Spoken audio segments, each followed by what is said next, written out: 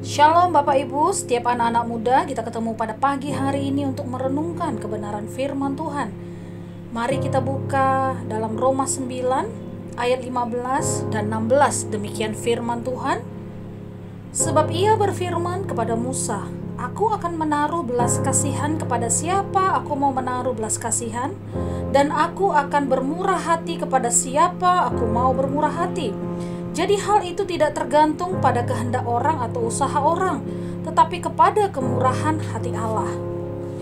Tema kita dalam memasuki 2021 berbicara masalah multiplikasi dalam kasih karunia jiwa-jiwa, sehingga menaikkan ucapan syukur kepada Allah kita. Dalam perjanjian lama, Tuhan menunjukkan kasih karunia-Nya kepada bapak-bapak leluhur kita dan kepada bangsa Israel. Sedangkan dalam perjanjian baru, kasih karunia Tuhan ditunjukkannya dengan menyelamatkan manusia dari dosa dan hukuman yang kekal melalui pengorbanan Yesus Kristus di kayu salib.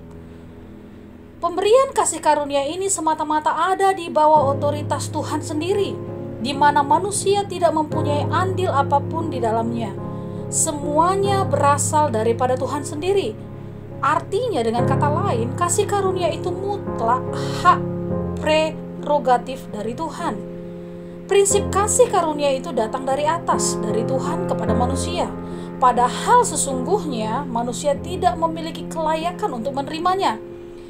Dalam Roma 9 ayat 16 tadi kita sudah membaca, saya akan bacakan ulang. Jadi hal itu tidak tergantung kepada kehendak orang atau usaha orang, tetapi kepada kemurahan hati Allah. Jelas sekali bahwa keselamatan adalah kasih karunia dari Tuhan yang hanya dapat diterima oleh respon kita melalui iman kepada Kristus. Dalam 2 Korintus 5 ayat 17 berkata, siapa yang ada dalam Kristus, ia adalah ciptaan baru, yang lama sudah berlalu, sesungguhnya yang baru sudah datang. Artinya sebagai manusia ciptaan baru, kita hidup di dalam kasih karunia. Artinya hidup di dalam perlakuan istimewa dari Tuhan dan hidup di dalam janji Tuhan. Meski kita hidup di dalam hukum kasih karunia Tuhan, bukan berarti kita bisa hidup sekehendak hati kita sendiri, atau semau kita sendiri, atau sebebas-bebasnya tanpa ada pagar pembatas.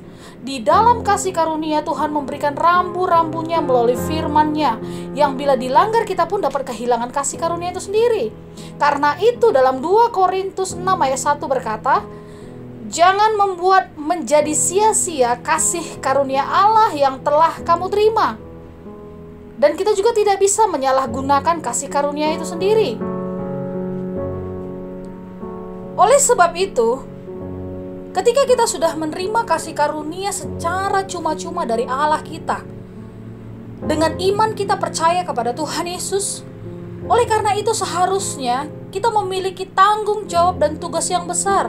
Dengan sukacita kita juga membagikan kasih karunia itu kepada orang lain. Artinya menceritakan siapa sumber kasih karunia itu kepada orang lain, sehingga orang lain mendengar sumber kasih karunia, sehingga kasih karunia menjadi milik mereka.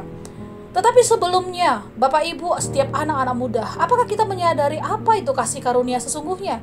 Saya percaya setiap orang yang menyadari, yang sangat mengerti akan kasih karunia Allah, anugerah Allah, pemberian Allah yang dengan cuma-cuma diberikan kepada kita, manusia yang tidak layak seharusnya, tetapi Tuhan memberikan hak istimewa itu, yaitu kasih karunia yang begitu besar bagi setiap kita. Jika kita mengerti akan konsep ini, maka kita akan hidup dengan antusias untuk memberitakan sumber kasih karunia itu kepada segala suku dan bangsa. Oleh sebab itu, firman Tuhan berkata, biarlah rohmu menyala-nyala dan layanilah Tuhan. Jadi tidak ada alasan bagi kita untuk tidak bersuka cita. Tidak ada alasan bagi setiap kita yang sudah menerima anugerah Allah, yang sudah menerima kasih karunia Allah, untuk tidak antusias melayani Allah dengan segala kemampuan kita. Kita memberikan yang terbaik sehingga jiwa-jiwa dimenangkan, nama Tuhan dipermuliakan. Tuhan Yesus memberkati kita semuanya. Mari kita berdoa. Tuhan Yesus, Pada pagi hari ini hamba berdoa bagi setiap bapak, ibu, anak-anak muda yang mendengarkan firman Tuhan, semua diberkati Tuhan.